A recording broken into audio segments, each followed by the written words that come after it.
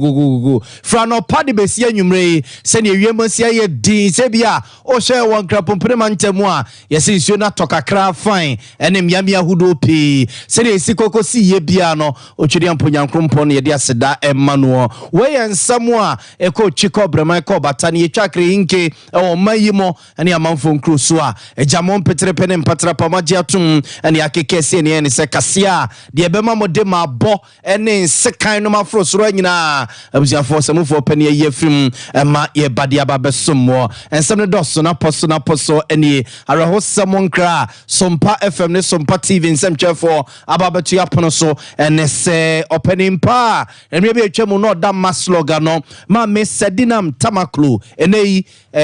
court wa hyese wonkodam enfiedu no nkoye dwumade emfamwa Ghana ban ene da kwan so odom for ya domachina mampeni na nadodan kwa kufo do bebe kumasi abonte so na Mary Power Plant no waba bebie ano ama hyase ya adwuma ndc amanyu company mfa wa sentimentamo atutubi e de mama kufo do e wo sansem no ho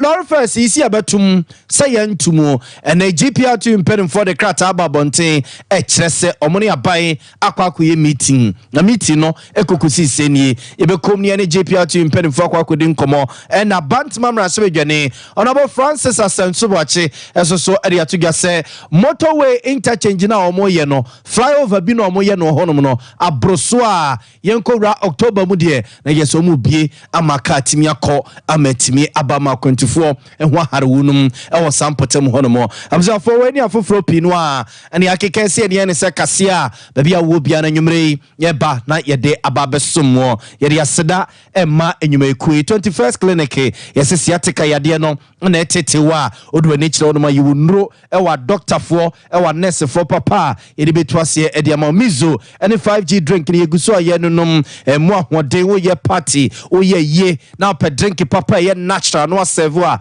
mizo ni ye kan for de ama wo 3A Herbal Center eri 3A co capsules abadwa so a kokoro te se de asebetu asebeche ebetu de free de pedue ne mo friend authority agiatum express group adama ye do eko Canada ye do ko US ye do ko Australia ye do ko New Zealand ni krobia so amwakwa akoye adwuma and is my kitchen ene about a continental Chinese ni local dishes no a buso ye nyasam ketwa promotion bi kra ye de abade e che kru ye buzia we ene nwumakuo no a enwumre yi wono mo ebo michidom ebo madonten ama me vimo abia wo bia no enwumre yi yetimi aba ni aba besom wo obetima be kan we social media platforms no so Facebook Sompa 93.1 FM Sompa 93.1 FM na YouTube Sompa TV Ghana wadwenkyere eno nsusu obetimi dia ba be kan ho na yakenkan ede amount medin ede na ya obo amali bia bogabzanfo yenye bray na finsam no yenkomo ankasa emfa emmamo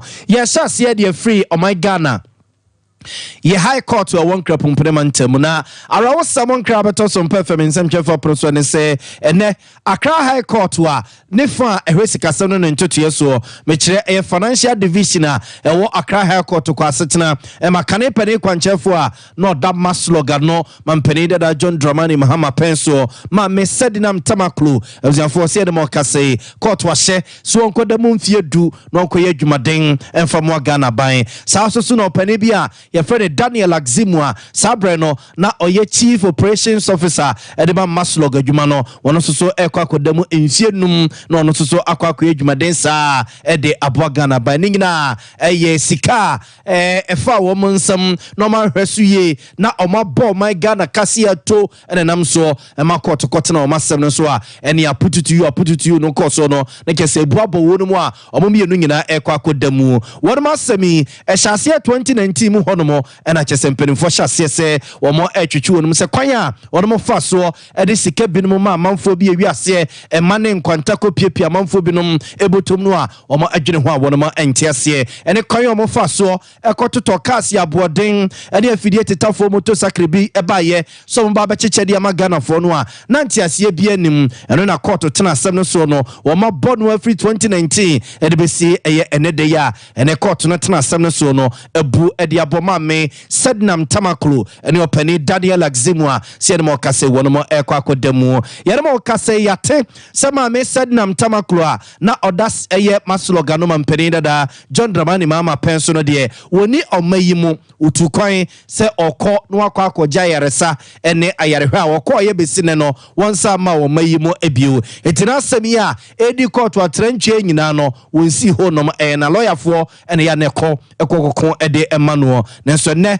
emfa oni kwa wan court no no court tena asem no so no mo kyerese odifo a court se baby owo bia yenkopere ne yenkoche no yemfa na emetum omayimu enam so ma ba lawyer pani abedi ekire lawyer Alfred Chiayeboa ene Sompa FM nsem twefo di nkomo ne nsem twefo a na ewo court no mo bonkomo no wo kyerese omsema me Sednam Tamakula ye ka no ho asemi oni omayimu de nso baby a wakote bia baby o se bia oman no ebekwa akọhwe no na oba bedem na wesusu no ebeboa ma eye sikasem ene ehun nsensem nyina no se wo ene edi dibre bia ma wa obehwe na ode edidwuma yi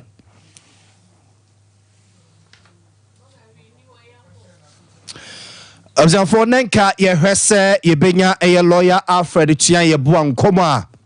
wone eye Sompa FM nsem twefo ediye ene nchechirima wode eman nenka ye hwese ye benya ede amamo ye nto nsem no somamo na ye mfamo enko nsem fufrum eye mampani da John Dramani mama egusuwa na mu bontoa North East region ene mpotemu na ne nto aba wo bo nyina no wato de nse building Ghana tour na uramantam bia mu a wone ye ka bia wom wone a chese ye so mabodwu sem nwitu adonko ye nyinara no wone mo behia no mo akwadwendwene ye eniema ehia mantam no mo ene eniema soso a wone mo efi se ono se bedi mampani biewa ebeboa adesie no eno nti mampani da John Dramani mama probo ya wo ko nyina no bebi obedro bia no wone adesie no kukusia na eno no wo ye ne se mampani na dodanko akufa do free SHS no de ba ye no eniema piwo mu a emwa emu baako eye enuane a ye de ema ye ma no se owo boarding house se oye day student no ye no anuane de masa ankola na du ba bia na anuane na short a teacher for the headmasters ni nya bie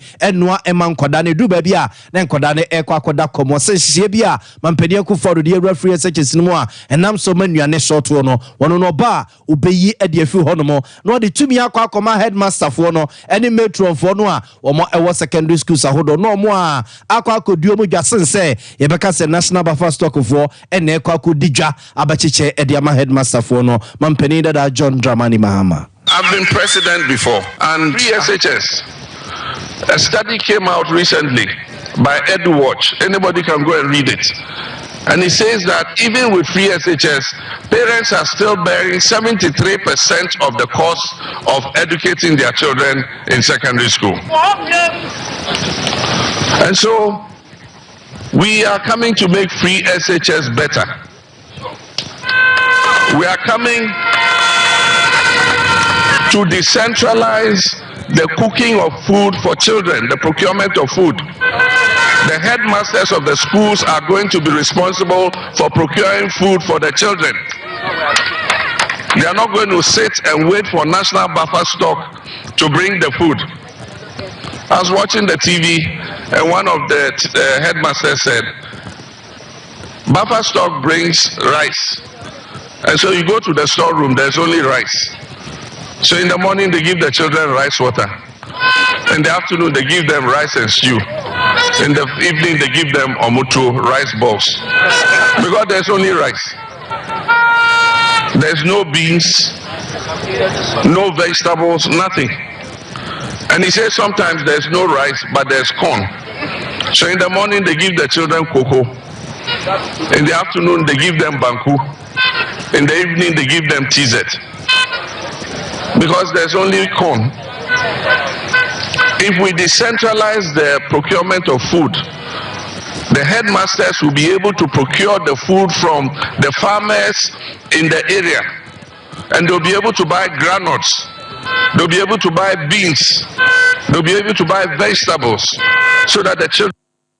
Abuzanfo nti weye ayema mpani da John Dramani Mahama ne yete ne nke weye mra na one edomosia ewo North Eastern ne mpotam no de sansem yetu wo manim na sansem a okaye e de fa anuane ahodo e de ko secondary schools no mu a ene watche so obeje e de every national buffer stock company for nsem no de akwa head teacher for ene matrons for ne acheche for no more secondary schools ama wo mu a akwa kodi o mu dwei e na eja Sompa FM nsem twefo pensmadu katarumante mama ni tu asasem ne basa no a ye fifi mu didi mu baba mu yihwem ansa na agi ano pipripi ye de bebo so bi ye de akwa kobo so bi no nti no ye ko bopini air food suppliers association for no wo mo supply nuane e de ko secondary schools ahodo no mo eme eno ano ne ma ye ma no ene ye nuane mu nkoma no kokodi nkoma ko bi so mo se sansusu ye we ya mampani da John Dramani Mahama ode ebe ye bebo na opani Patrick Fa twetwo for opani de maku no ene wo chese mampani da John Dramani Mahama sa na de we de wanwe ya ebe bosuku su ni se ya to ya senkodwene ho mienu a enke bebo apa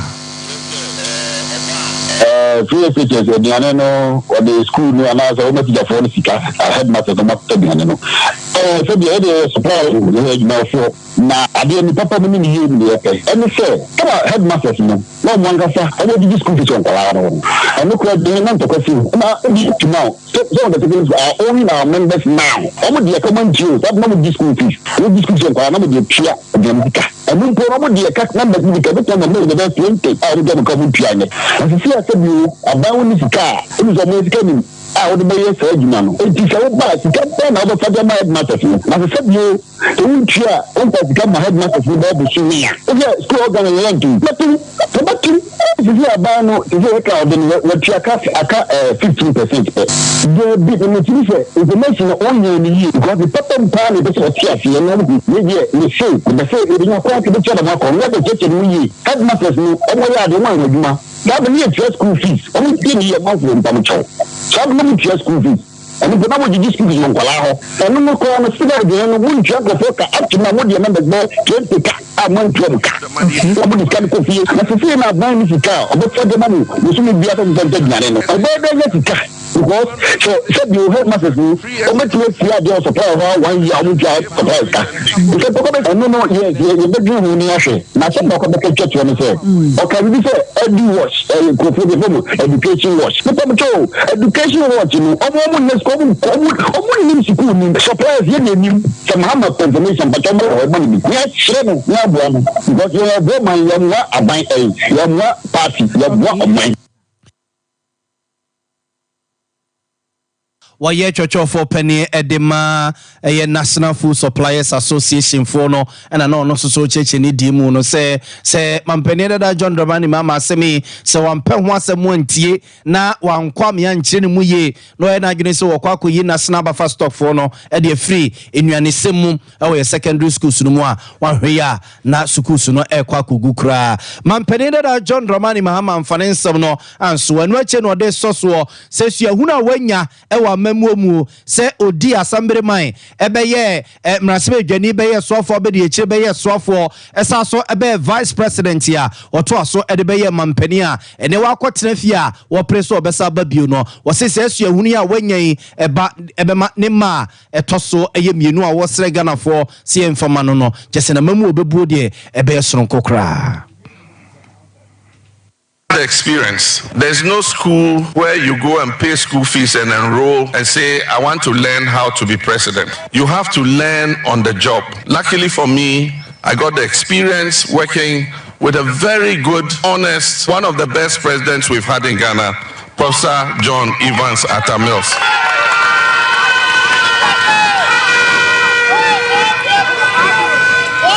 And so as president, we did some things well. We did a lot of infrastructure. We provided health facilities in many districts and regions. We provided educational facilities. In the 8 years when Prof and myself were in government, we removed more than 3,000 schools under trees. We built more than 4,000 CHIPS compounds. We built roads and highways. We provided water to people. I had the privilege of commissioning the Bunkurugu water system.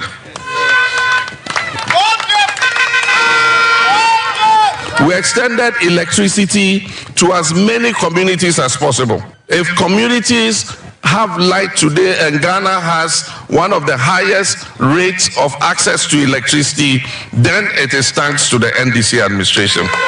Abuziafo nti weye mampeni dada John Dramani Mahama ne yete ne kentu asesu ehuna wanya bebrebe nyina so di asambere man ebeye mrasebe dwani to aso edebeye osofo abedi eche debeye sofo ebe vice president ya wode ebedi mampeni ene wakwa akotena fia wosrese ne maye toso mienu no ye mane emre mu no sesuku bia ni wono a omayi mu ye kɔ se wo kwa akosua kwa ya obefa so di president ne mum eye ugusu a wosom no ano na sebi ofamu aba na ofamu nyansa na nyansasu a wanyan ebema ne maye toso mienu ne amamu a wode bebre Ghana fo no ebeda ensokra yento asomra sebe dwani a awomra sebe jefie ma dese wo bantima batom peso aso papa wonu akro no a ene saso ye so afo he my Ghana yakwantimpo ye ni akwantimpo ho nsensem meche minister for roads and highways na yera Francis Asenso bo achede yatodwa se adwuma aban no eye motorway interchange ne so no so ha nani ni waka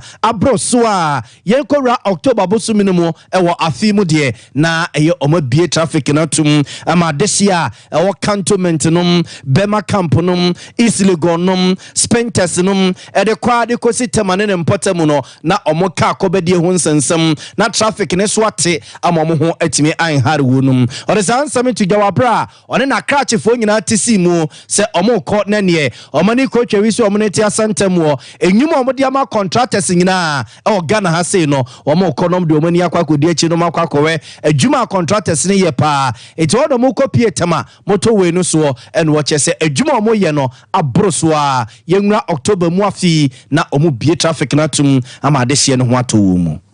ne ohunu de ne some active consultant no HSA we e koso kama am say a music seminar am kan ho asem say no so yitia momo abetima momo awi ntem na say the winim no project we no friend no the flyover over the motorway otherwise known as Flower Pot interchange for free road Abayatuni din Mahama runabout free Bema camp Ebano e be fa Spinters road no so e be fa motorway no so e go see boundary road. This is the north, between the north and south of the motorway. Now a be improve traffic access was side area and they say ujina Mahama runabout ebe snack Tema ebe snack Spinters road ebe snack East Legon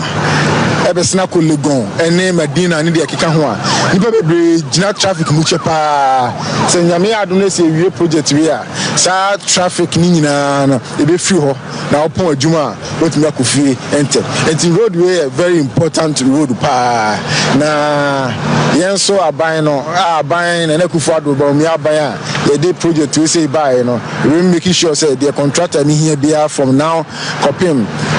October omuhia say the ombe here bia no yenso say you provide am mo say be ya omutimi you project no say dem Abuzanfo nti weye ayemraswe dwani owo mraswe jefie ma de se wo bantama batom pesu aso no akro no a ene saso aye minister ohwe roads wonsen semonabo Francis Asenso bo ache ne yete ne nken eno nti Flower Pot interchange no a aban eye no compensatu ewo so ne na krachefo no ene wo hye bose abroso a yenwura October mu afide na traffic no mu bia tum ama kontufo ye ho atimi ahare yen yemfam mfrinkra pompre ntemo yemfam ntwam kumase enko eye bonomantem no musunyan na no trankonya wono ewo odumase number 1 traditional councillor ewo sunyane West abatom pesu aso srema mpani akufuado se ejanyame ya adom ema ochecha agenda 111 hospitals no womo enya bia contract sigina so yeso adwuma nenso se ne contract na adwuma na sie kwakoye no asa achechide be tem achechide bia oso cement be tania wo ko jogging no ehadwene pa nye sa wono ebusa contractor no se ade na se nafo nyina no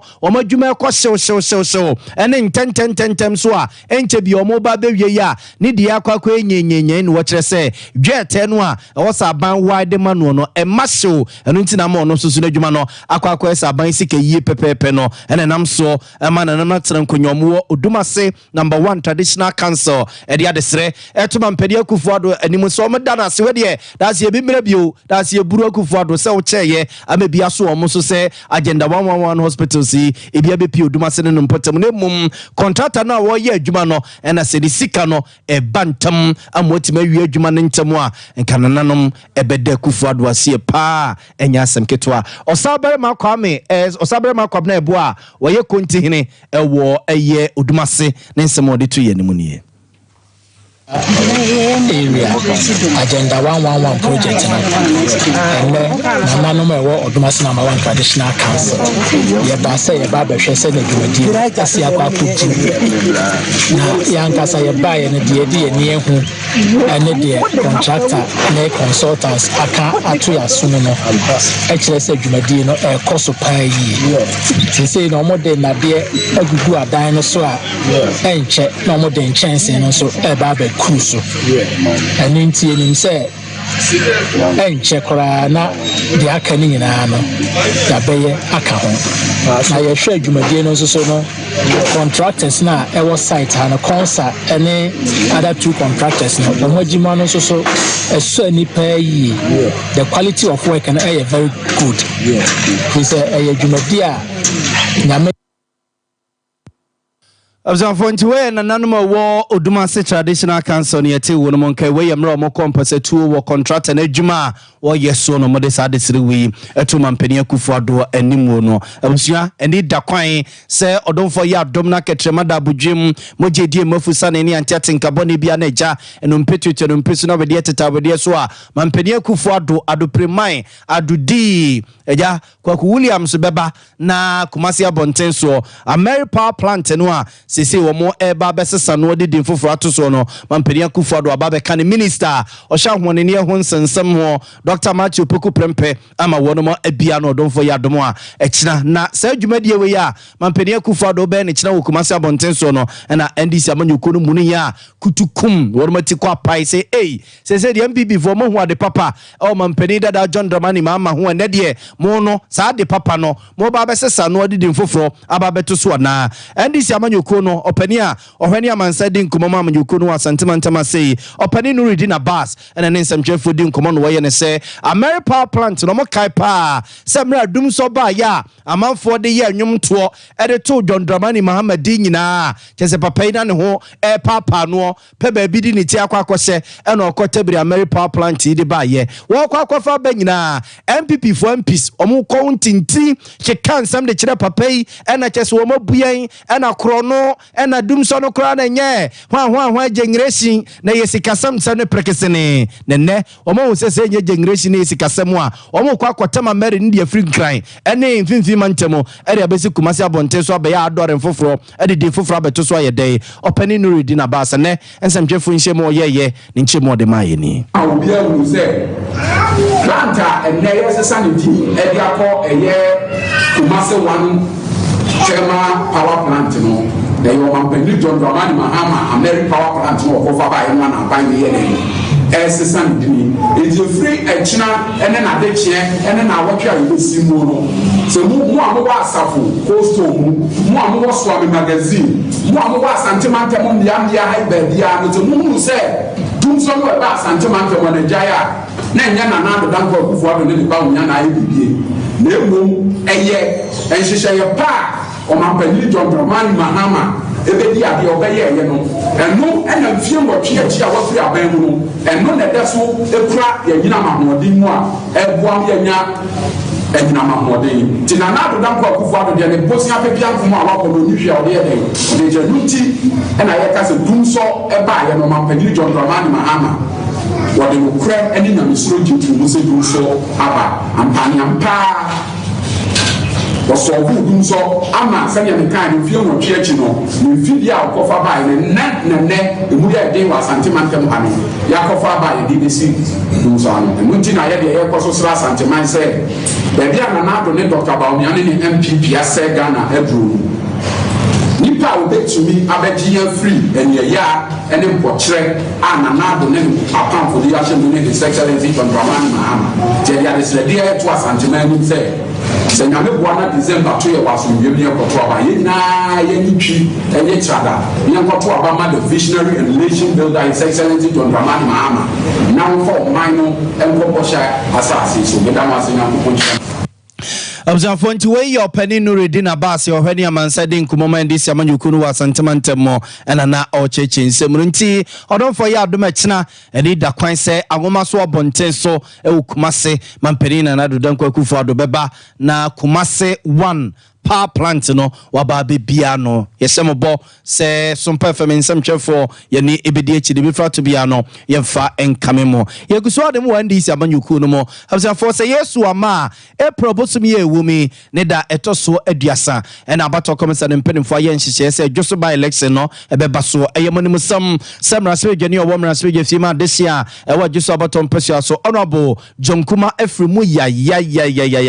ekiri nsem de ejese bibiribi nano memenda ena MPP amanyuku ye nhihye ya de obedi Jonkuma de wa MPP amanyuku num ena ye dwoso abato mpesua so lawyer Kwabena Boaten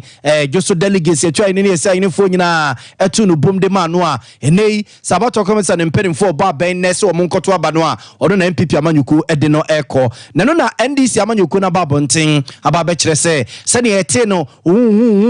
yesi ake oba na ne nam wiem se wan hwe ya NDC fo adjuso by election o monko no se de omanya to omanu mutuo aka akira mansa nyina se adjuso by election no enyade a wono ebeko wei twotwofo pani a eja wone ha twro nyina so ede ma NDC amanyuku no opani fifi kweti ena ode nsem wetu dwakire mu de enti a NDC amanyuku fi se adjuso by election na wonhia so mekọ akose o madaje wo ho. We will officially not be taking part in the adjuso by election. We've already set into motion processes leading to December 7. Just a few months away. We want to continue those processes and ensure that come December 7 we are prepared to combat in all the constituencies, and AGC will be one of them. So for this particular by-election, NDC will not take part in it. Let's just say that we are very confident about the processes we have in place. We just want to make sure we have the time to implement them fully, and between now and December 7 we'll be in the position to make sure we are deploying everything we've got. So that really will be the way we want to go. For penny de my he jobojo eyezu eyeza idebi kekendi si amanyuku no yera fifi kwete na yete ne nkenya na ochichire mu die ntia NDC amanyuku fi se joso abato mpesua so by election na ebaso eye April bosome de toso aduasa April ya ne de toso aduasa no wo mo enkose wo madaje ewo ho ebisa fo yen to akase no suma mo se de aba ba etwema mentwe lord fe na dabofo bi stress wo mu de wo metum ema se kra de transport ministry in the krata ababonten aka kira police fo so mu sia davani bia wato lord first mu a wo mo enche sa davani no mo emfa no nkogina mra no fi se etiamra se wo ye driver ni se o twi trotro se o twi taxi obe wadwene se o to lord first mu abra aban ema kwan se koto lord first mu enyumre ya ene ate se Ghana Road Transport Coordinating Council ene krata ababonten se wo mo emma kwan ma driver ni bia ento lord first mu kosisi ebehu se petrol no ebi achese ya tutumu a amane drube 23 Ghana cedis liter baako ansa no mama kwan eyese no na kekakobe your friends 1 gallon kekakobe 1.5 million 150 Ghana cedis no ansa na mama kwan mantumu na ba yankoni ani opani Samuel Amoa rasa minkodi nkomo ona epani mpa be de ekira ohwani amansa di nkomo ma JPR2 koni musa se na niti omuko bia na rasa me good evening. Yeah, good evening, Mini Abema. Now, who are there? Oh, Yamiadum, I want to yeah, the radio say, some meeting where you Ghana Road Transport Coordinating Council for Kokoye, no, not GPR2 for Namuasibi. Oh, Minia, Medasi Manicha, what you for? Meeting ya Mokan was GRCC for say, I just a fango bono about the 23 citizens and I shan't capone so much as in Jabuno. GPRT ni sa nhemu na se na ye tie so aye wanwa papa yi ifiri se ye nyina ye wo man Ghana na ye nim se dia ahyenkadwuma no etie obi bia wo Ghana a wo ye transport owner anase commercial driver anase even wo ye private driver krapo a wo de wo car no wonko anu abusia na mutim na mo de ko na mo ba na auto fuel na obi bi say wo car no ho na ukoto siesie no ese se wo sisa oil na ukoto oil siesie no o tai say na ukoto tire o betu dia making ase na GRTCC ko no be gidi se cooperative link kai for no nyina eka ho na emje cooperative for link kai for na eka ho no so mo ti so mo pani bi eka se se fa ngo bo no ekodu sa 23 cedis ni ade na nso ma to asentuabo ma beyo mayro ho papa yi denti na me kasa ni ya bema adwuma na ye no component aye di adwuma na nye baako tafache ka ni si ho na ukotofu agum na time shase a papa ebeko Debi enko medase se ka ni si ho na se bia shock absorber shase ana se winji ase wanko siesie na ana wanko tobi ansa enya dia car no ebetimi akom ema na yeye car no insurance mo ho a wo de kwa police bechewo wanye GBL eno so police bechewo sa niam nyina ye niam a ye kika bom ansa na car adwuma no abeye mu a na car na tine sikwan so aba be papa sinja na eba be papa sinja no so a enkapre na ye didi nkakra no eno ne ye boa no ne ye dia solve sa issues we mu nyina na efesi yenya kakra nso de to ho se de be ya senkeni na ode ato no ho so se ne de adwuma meye ni no ono nso enya bi de ato ho na electricity bill akoso water akoso edan ka ayedin eni asetine mu ayedin ono nso enya kakra na ono nso e de abo ne bra eni adwuma yeye now ye nhwe bibi ye ti se na pani bi GRTCC pani bi ka se spare parts ne krapo no obi wo ko gina ba bi na ye bi chawo chamene boa no wa ba bonten se spare parts boa e de ni ye kika ka ho mini abema de pe obi ananka ono de yemfa ne se onye commercial driver or ye private driver na bi an battery asai no kokoto battery se bi obenya store bi a ye ton battery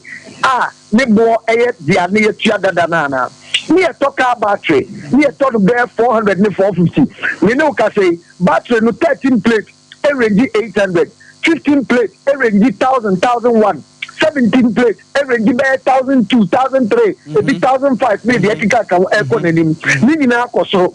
engine kanene ni eto sanyo engine ana de e bi to sprinter mu kanene na nke eto be 3500 cedis ewo e kan say 2023 the January be ya sabre amenu e kasa yesesia sanyo engine e kika ko 20,000 ye bi say shankani no onko fa sika wa hinifa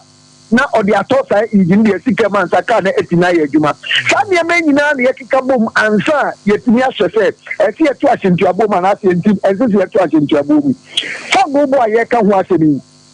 ebra fa go bo epeje mu kodu 23 cedis ampa ye to so eba po bedum pempensu bi ye ti so eba bedum pempensu bi na mo ni nyina nkamfu ano se ada component na ka ho asemi nyina no se ne mu no emma forma enya ade a ye betini run business no without increasing the fare enti so bi agina be bi ka se fango no nko na ye the only component a ye hye se fango nko do 23 cedis ansa shenkafo ento asentu aboma papa ebedu baby no ubo se shenkani no onama na so person for so ye adwuma e bia onye sika mfa ntotai papa emfa ngu ne ka ase ka na mkwansu nyina no na brasa bi meet mo anko bi anase na muni meeting na se a eye Ghana Road Transport Coordinating Council for any munuanum bia ye meeting e de sa decision we aba bonte no se GPRT mo be ne dey minia and America say won uze first release by say machenkafo ni nya abotre na negotiation no yen sanko nkuada GPRT ye change say etina wuku ye be sanko shia transport ministry no if you say ye declare di kan ba bontin fiti January ton tank ye to asentuabo mu sabre mpo na fa ngbo ni mpega ni mu e ma metu sei enti si enim sei hia mu bi ko eso ebi omo be ka say fa ngbo ni 23 cities ne a chire an say di en to asentuabo ma enka honum na ye be sori agina e dia akasa etia eti say enye sa ne nhihye no enti enim ba bi ko a omo ko say yes a meeting no say ya akwe nipa ba ku meeting o say nipa bi enu meeting o Minu kasa usa bidi kanka say GRTC ko no cooperative ni ade eka ho ye betimi amamo eka ni say cooperative stations bi na mo be sit won ko she executives or more various stations no e bi so mo say situation no e fa senkaduma no hu say etesai ejimiti no ko no bia nko bi na o makose ba bia kwa ko take this bia mo na Debi enko meeting bia because listen who say krata ye de babon say yen chinsin sai can say ma obi anto so ansa no ye nyina na ye hia na ye nyina ya no ko bem kromu ena ye wo hine ye bo a ono ye secretary edema GRTCC or sign on behalf of GRTCC we so no an sign ye sa de we ya be ono na sa sign enti papa bi sa wo say edinti ena yakasa kan say asenkafo ye pentumu ye nyina ya ji atumu si ye pentumu okay asenkafo gure dikan edi ntuma ba ye mo kwan ye nyina ya ji atum between GRTCC and GPRQ say ye mfa krata ma bonte mekancha asenkafo no so omo ntwenyansa na negotiation no enkoso mi enwi anta e ba ne sen e na ba kofo e betimi de krata ba bonte abeka say enu bemben so ayeto asentuabo minia yani sa se mu kakra yo macho ase enti dia koso no asebia obi fa kwai bi so e dia tu futuro e dia gu timamufo ani na oni hwe asenkafo de bia meka bibi se won mpani ani yesi kwasia na nitia ya na agrogu hwe minia de ntira meka sa se mi asenkakuo no a private entity no correct individuals and atom castle aban to ka bia ma obi awo no correct GPRQ national and to ka ma obi awo asenkafo yi eni ka wonafo a omatichi omumorem e bia kwaji loans e bia to cars so de ba be sumo man Ghana no se ko ba ne se ye ni omudi ni sei na eduru ba bi na afa bia o ka hwechiro mo no mu ntia e de na e be ba o man Ghana ye misa se GPRQ kra for the national chairman ne cars ye dodo wo sei enti ekuoma ni nyina decide say afa de okay se ne ete na djuma ne ye bebo kantie ne bioma ubetini ahye ne unko cars betima for passengers enti ye kasa mi adua senkafo no so kakra ni ati asese omo nso adwuma ofama fa to omo ho so omo puso epese omo de bobra mi ni awo hoi o si nsentro ni na obeye o hye da chi bi ubenya bibi pa bi ade afi nsentro adwuma nim na obabi nso eno nso etini abedi mpempensu bi sanso na senkani nso ne de ete no correct adwuma ye aboso kaifo anase magazine for ni ade omo tutu omo spare part mu a omo ni aban si nkonya ansa ni se debi match was na ya ko hunu ni se esesa brebia no enam se ye fa bipa dodo na hyenka adwuma no so se de tie ntino abrebi e beto asentuabo mu a ye ni aban entrance ni ye nya nhihye ni ye nyia no nko ebenkrom na de ekoduru ba bi ni e pa asentuabo ntumu a mo de mo se debi na obi be fa kire ade krata bi se aba ebe be na se gafo ni se nya adwuma bi mu a na mo kona sa aban amfi mu a mo be de kina mo no mo kwa kosia no se mo kosia na se still aban se de waka na waka enkosi se petrol liter ba ko bedu 23 cedis ansa do be makwa mama tumu a mo be de ni abema yei se o ka se mre bi BBC e ma asenkafo e de o mo ka si wo kakra me kai pa mo ma ye ho chire omudeka ni si wo kakra ni nyina enim de si wo man Ghana mo ma ye ho chire pa me de kan se GPRQ mpanimfo GRTCC mpanimfo ene aban na nkasa apo no kasa hin no mato e de ama asenkafo no so mo mpanya adwuma ombetimi de nshaka che o mo se by force akokwan so ko fa passenger se me ye adwuma no na me ye no meboka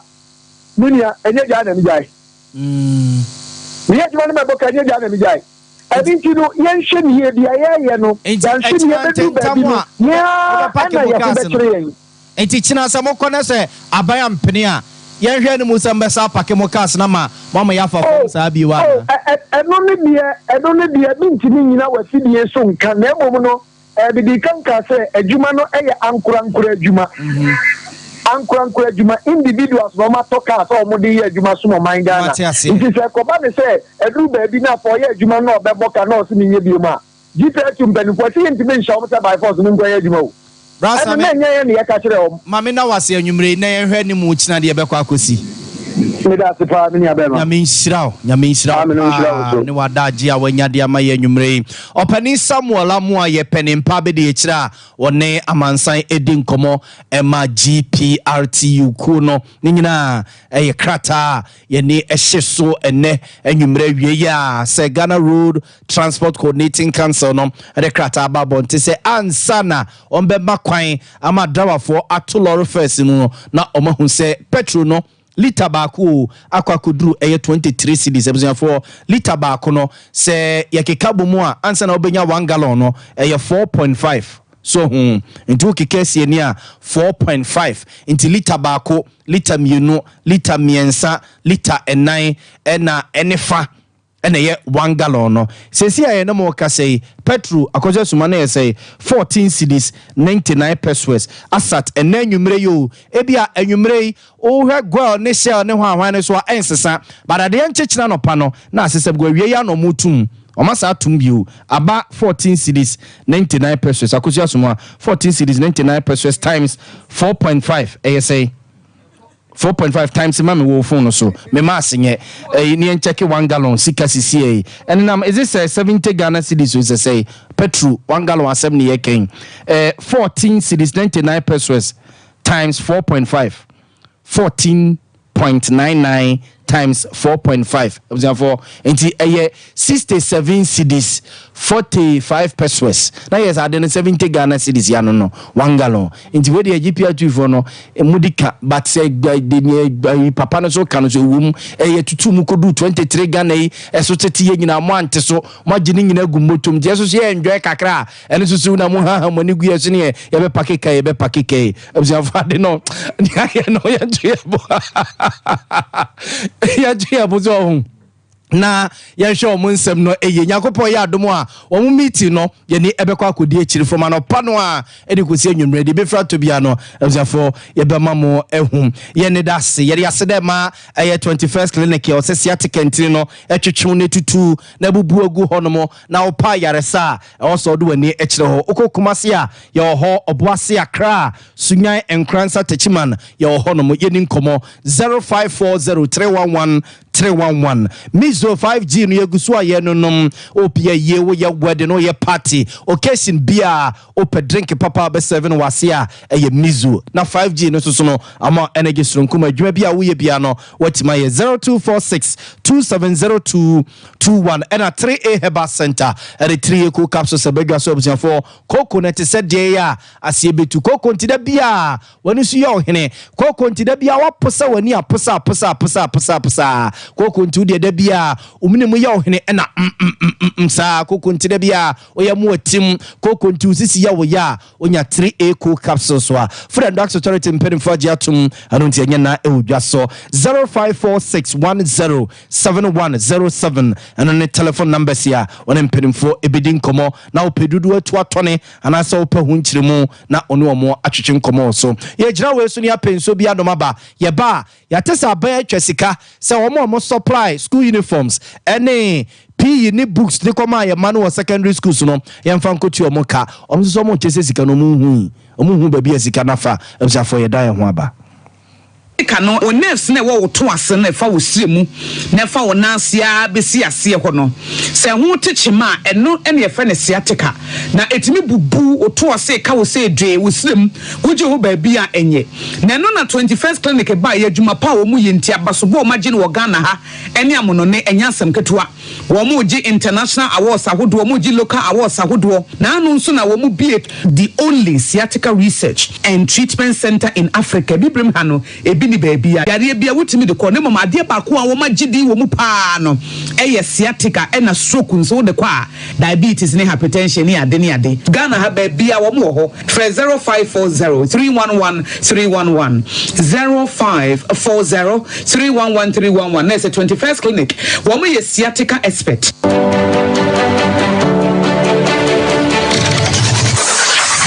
Introducing Mixer 5G Sparkling Drink, a whole new refreshment in a can. Mixer 5G is a tasty non-alcoholic drink. It is a perfect companion for all your events, including parties, weddings, and funerals. It is made with green tea, ginseng, guarana, grapes, and grapefruit. Get refreshed with Mixer 5G Sparkling Drink. For bulk purchases, contact 0246 270 221. This advert is FDA approved.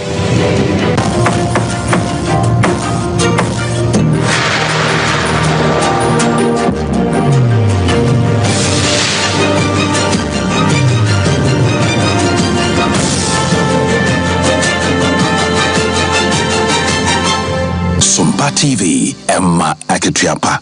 Abziafo esa so mama kwa babio eba Sompa television ya nyumre kase eso sa wotienka wo bono ne afumantam ne mu a ha Sompa 98.9 FM so wo bono Eastia Sompa 90.7 FM ekutayemo na asantamantam ne mpota mu nyina Sompa 93.1 FM nti abzia ya kase no ofitikuti ana ne ho age afifim yento kase no so mfamamo ne mfamo enko ensamfufrum eba beto dwa no pay se atena ye hwe Ghana ngomasia ho Some Minister of Education, Dr. Osayo Waduchum, and then a cratif when a buyer Chesica, Eddie Amawudum, so Moncote, and from a food suppliers of Fono, and a suppliers association of Ghana for Noah, or must supply textbooks, or must supply school uniforms, or must supply APE kit, and the Amaya Mano or secondary schools are Hudunum, a buy Chesica by 26 million Ghana CDC, so Moncote and Fa Emawudum, Bena Wachika Crani, or Mokobo Dumpim, our education ministry Honomo, Equire, Dr. Osayo Waduchum. Say so mompere to mpere no a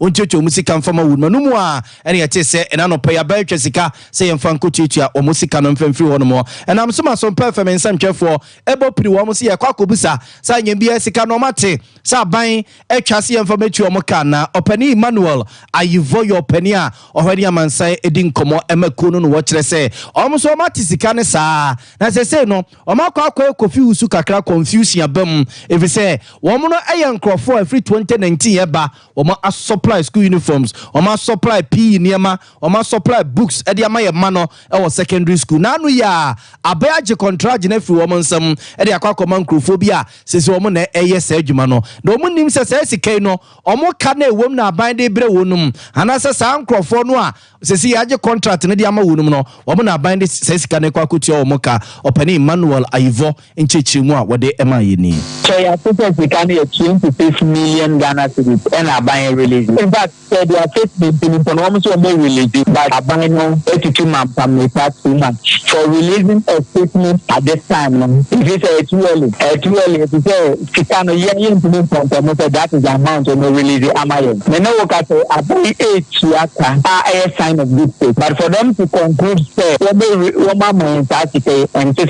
from their promise, and almost I think last week Monday, but you know that the Africans and members will do some check, and the statement is too early from our side. Abandoning the entire over 130 million Ghana cedis, and our mind 20 from one more Ankasa statement into 26 million. Yeah, they are no quite about 20%. But I saw all statements now about the Abano. I buy air castle, when you supply PE to house job. No question about any stationery. No question about PE kitchen stationery for 7 years in Abaya GP and one of issues I hear someone buying by this time. For the statement of the Abano purchase, it can be with my PE kitchen stationery for the end of members for the common. If you're not buying a also account, say, issue I have PE kitchen stationery, my GP and members are equally important to us. A buying and our contract in my headmasters in the back. Now members are anonymous people and from behind the places, the whole supplier or supply PK, supplier or supply stationery, a bank at the time for 7 years. Never the statement banner by South of America and wine for the wine for 26 million are buying from the brand. We think that it is too early. I was appointed where your penny Emmanuel Ayivo, Womo, a Suppliers Association of Ghana, Womo, and our supply school uniforms, P. Niema, any books, no Madiama, a buying where your mano, or more secondary school, Sinuma, a Cabremu, and or church in Simo, Edia Chen, Yentraso, the informant Quapum Dinamo, or my Ghana, ya carry a so, my World Cervical Cancer Day, ye and I'm so, Emma Urayere, Beatrice, Nyamecha, a banner cervical cancer, no one sense, some what been more. Okwa for no southwest abaton pesia so a ho da ubone hu dwumedie wono ene hweso esre aban ne omeyi se cervical cancer no ya pejapa na yenche ani anhwe na ya mada ubone nchekere ankosoro a dan koma bi no ahwe a na omeyi kwa kotwa agya wajo ma me Beatrice Nyameche ne nsem nie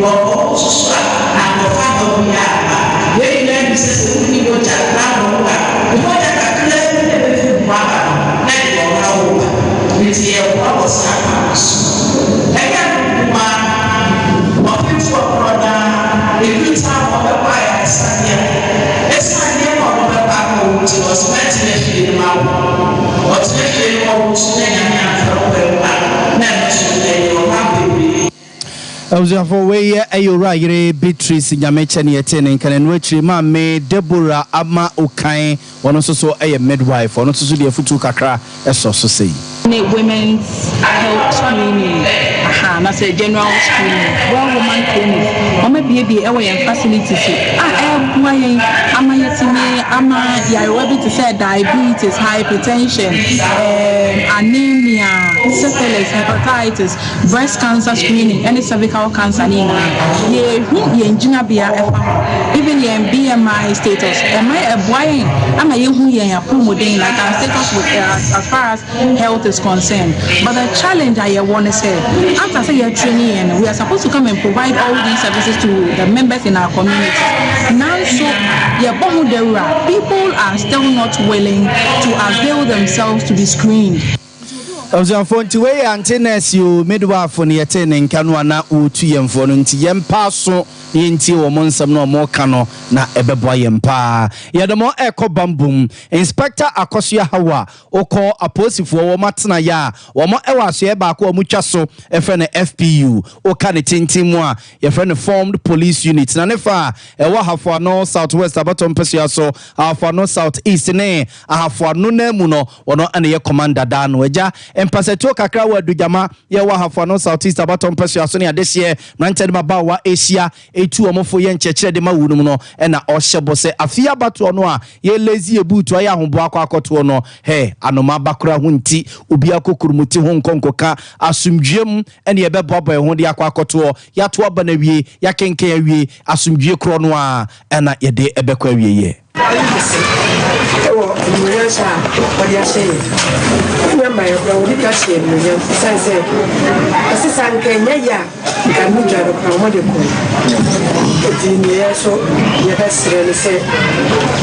apart from your dear, anywhere, a good piano, as we eat in a moment. The cosmo of the map, so a year or two, so sadly, Let's say the person plan. And send a first and that person gentlemen. Original district now and then about 160. Original down the 1 million. The buyer for me. The 40 year year. So Maya who are the Amzafonti we aye chief mama wo adujama na omokosra no na aye chief aye inspector akosua hawa de afutu wi made nkranhye we ne bose akama chief mama owo adujama enwechiri aye chief imam Abdulaziz Ramadan soso no efa sa akonya we so de ensem to aposifu anim Sir, my lab na oba so my lab said the nurse, maybe I can't come here anymore. One time, but I actually look at so. So, no, I say,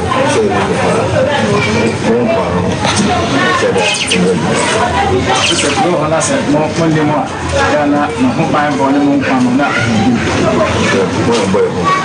my boy,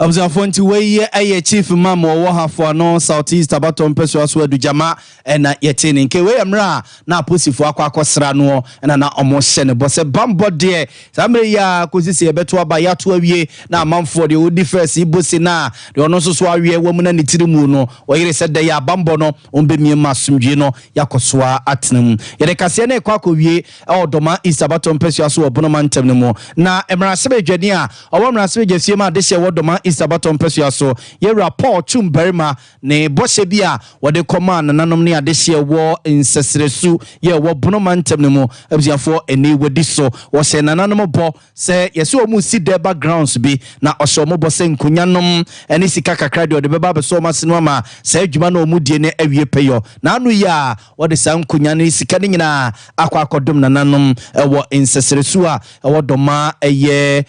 Isabaton Pesia so na ohina wo kro mu hono na asamwa kum otwie e de ensem sei tudwa Ghana sika 5,000 Ghana cedis kadada no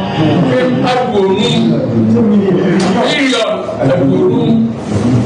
ya osane treasury na bibia nyemewa anyema ho ase na sai ntukasi ato ekro mai ya epa na for danso bebugu ye ye kaka ye mu ba bia befa abi frene ofreni ana obaya o se adani nyina wa fa mo chese ya onu me bo so ampa ankora ojina wa to de botom oyi hu sika nyina de maye so yenfa 150 million 160 million so yenfa ekoto chance no na yenfa mo dari na so abi ni wa yene de yewu ne menka se di pa ye we ya man so yenso ye di ma shele monyam dia ye go ni efo na ye di bibia so betu dia shele monyam ye ni sika ye di bibia na mo ye ko promote ni dia ye betu dia shele monyam enti mo ka tra di ma me ko promote ono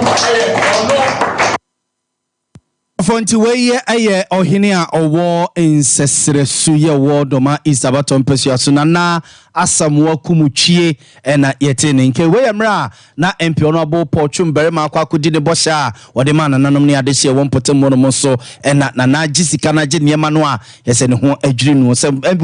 nyamre dikan a MP eko wo no mo asuku dan na anu nsu kese ye to ya epepa manfo dan so dwiri bidie gu ye no ho kanyina MP5 mo sabo boss adani so nyina de wo so musie omo esa kukurusi ho no mo a omani tutuka wo no nsam MP ekomo mo ngene kese nana wo se cap radio mu ni bi nemum kukuru muti no a eno mo bo ho bo mo de so mo botum atwo no matwen se December no omo de beto aba ede ama MP na musiafo ye de kase no AC Express Group ye de mo ekọ akwantum ye dini ye honam se Express ten ni ye de wo esin opese okọ Canada opese okọ US opese okọ UK UK, opeso ko Australia, opeso ko New Zealand, opeso ko Germany, opeso ko France, opeso ko Italy. O my ben na opeso ko so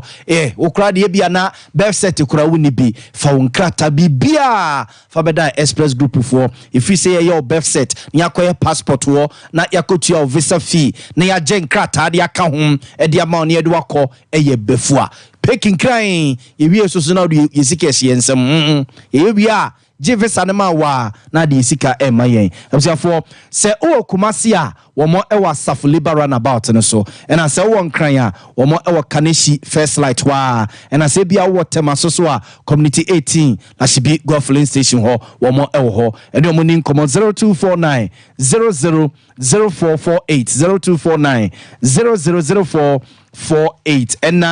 it's my kitchen restaurant say en kanchire mo say continental ne local dishes no igusu a yedie ye banku ne ye tilapia ye banku ne ye meko ne ye nchinam ye fufuo ene yakokon kwan ne ye bunabunu kwan igusu a yedie continental no so ho fried rice sem ne nyina pizza sem no igusu a yedie na Chinese dishes no ne nyina omugusu a wono mo eye na se kra de promotion omo de gina mo nyasam ketwa every Wednesday bia omo se auto pizza baako a size bia obeto bia no ni asaso a che baako de aka ho no na boys no sisi ye degie 3 points unti we a o me ma mese eze me ma no ye ntopa no mama no nkonkudi eme ye nkoda kom ye be is my kitchen to baako pe no aka no a me to de ama no ye che baako de ka ho a na ge se msusuma for baako and every Thursday bia auto banku ne tilapia ni asaso a che baako de aka ho we